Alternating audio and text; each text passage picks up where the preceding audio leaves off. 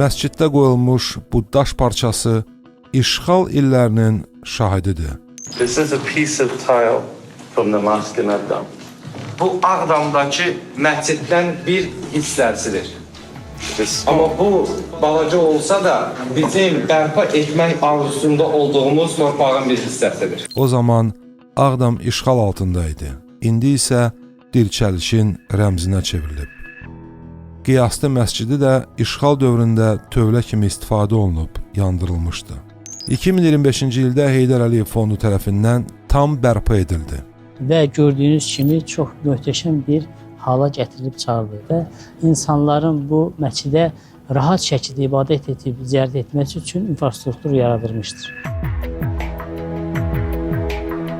Prezident İlham Əliyevin tapşırığı ilə 2023-cü ildən imarət kompleksində restavrasiya və arxeoloji tədqiqat işlərinə başlanılıb. Ərazisi 3,3 hektardır. Burada Qarabağ xanlarının, o cümlədən xan qızı Xurşudbanu Natavanın məzarları yerləşir. İşğal zamanı bu qəbirstanlıq erməni vandalizminin qurbanı olmuşdu.